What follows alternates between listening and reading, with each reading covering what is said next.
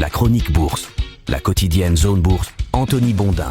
Salut, bienvenue dans ce point de marché Zone Bourse du mercredi 14 janvier 2026. Le titre aujourd'hui, c'est l'interventionnisme de la Maison Blanche chagrine Wall Street.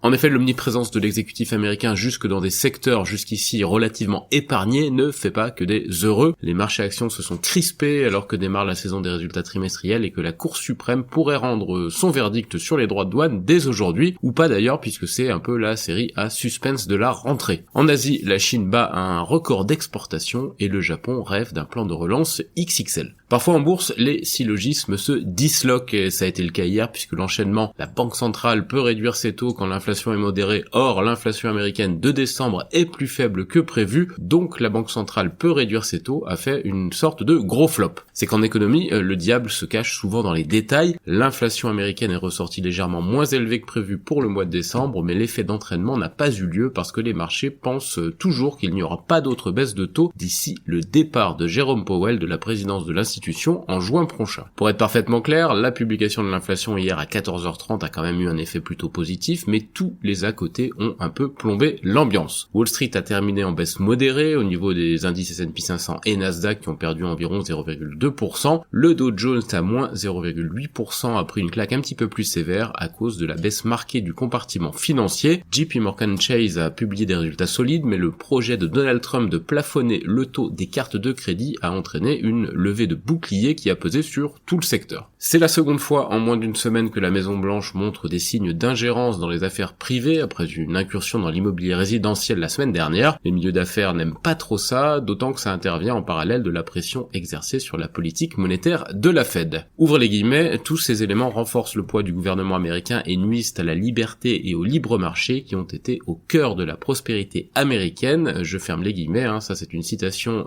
de Pierre-Yves Gauthier d'Alpha Value dans un très bon papier qu'il a publié hier. Après un début d'année 2026 tout en bruit et en fureur donc, quelques grandes mécaniques se sont mises en place. Je vais vous en citer 4. La première, les tensions géopolitiques autour des deux pays riches en pétrole, le Venezuela et l'Iran, entraînent une hausse des cours de l'or noir. On est à plus 9% pour le baril de Brent sur une semaine. Deuxième mécanique, les tensions autour de l'indépendance de la Fed, institution perçue comme étant un facteur de stabilité, entraînent notamment une hausse des cours de l'or et des métaux précieux, dont l'argent qui a pulvérisé le plafond des $90.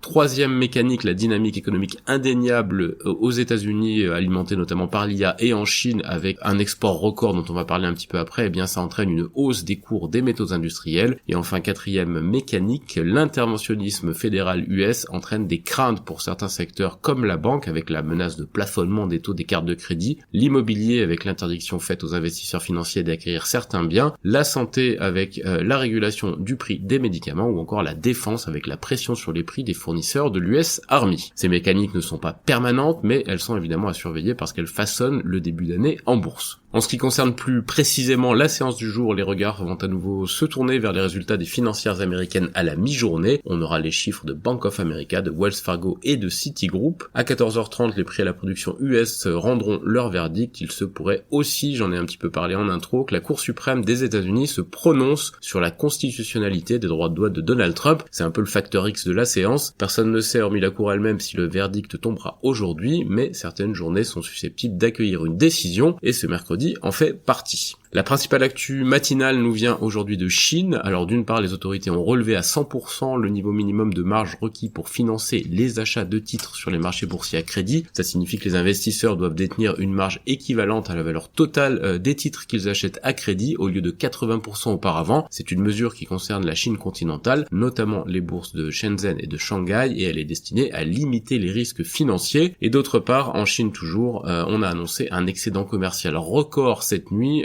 droit de douane ou pas. J'utilise l'éclairage de l'économiste d'ING Lin Song pour vous résumer la statistique et ses implications. Alors pour commencer, l'import-export de décembre en Chine s'est révélé bien plus vigoureux que prévu. Ça porte la croissance 2025 des exportations du pays à 5,5%, alors même d'ailleurs que les expéditions annuelles vers les États-Unis ont chuté de 20%. La compensation, elle est venue de la zone Afrique, plus 25,8%, de la zone ASEAN, plus 13,4%, de l'Inde, plus 12,8%, et bien sûr de l'UE, plus 8,4%. 17%. Les exportations les plus dynamiques sont les semi-conducteurs plus 27%, les navires plus 27% et les automobiles plus 21,4%. Les produits les plus pénalisés sont ceux qui avaient des débouchés traditionnels vers les États-Unis, notamment les jouets moins 12,7% et les chaussures moins 11,3%. La structure des exportations indique que la Chine continue à gravir les échelons de la chaîne de valeur ajoutée, note par ailleurs ING. Alors la Chine qui reste sans surprise la plaque tournante de la fourniture mondiale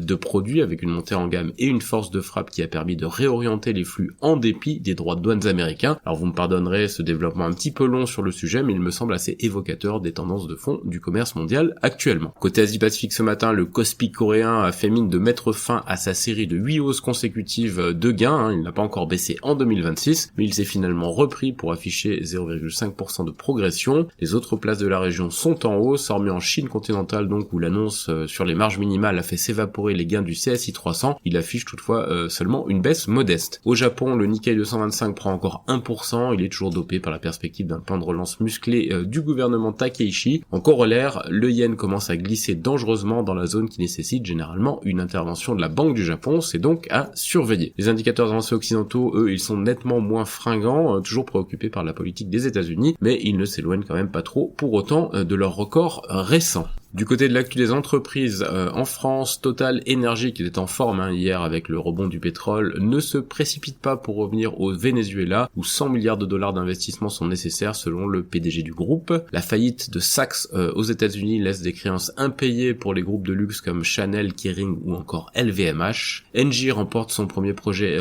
hybride en Inde et le groupe a signé par ailleurs un contrat de 15 ans pour l'approvisionnement en GNL de centrales électriques thaïlandaises. Ipsen annonce que la FDA a accordé à son médicament IPN 60340 la désignation de thérapie innovante dans le traitement de première intention de la leucémie myéloïde aiguë inéligible. Score nomme Philippe Rude au poste de directeur financier. Le gouvernement français affirme qu'Eli Lilly n'a pris aucun contact concernant le rachat d'Abivax. Eramet a obtenu la note A- de la part du CDP. Hoffman Green et Brillant coopèrent dans la décarbonation du secteur de la construction et Semco a dévoilé plusieurs annonces pour poursuivre sa croissance. Sur l'agenda des publications en France aujourd'hui, on a Calray, Katana, Equinox ou encore le permis libre. Ailleurs en Europe, AstraZeneca va acquérir Modella AI pour accélérer la recherche sur les médicaments oncologiques. Le CEO de Novo Nordisk estime que la perte d'exclusivité sur plusieurs marchés en 2026 va entraîner une année difficile pour le laboratoire. Julius Baer nomme Jean Naba au poste de directeur général adjoint et Rockwool a perdu le contrôle de ses usines en Russie. Sur l'agenda des publications européennes aujourd'hui, Partners Group et Pearson. En Amérique du Nord, Netflix prépare une offre intégralement en numéraire pour Warner Bros selon des sources concordantes. Boeing a dépassé Airbus en nombre de commandes en 2025 pour la première fois de la décennie. Amazon fait pression sur ses fournisseurs pour obtenir des réductions avant la décision de la Cour suprême sur les droits de douane, c'est une info du FT, et la Réserve fédérale américaine a approuvé l'acquisition de Comerica par Fifth Third Bancorp.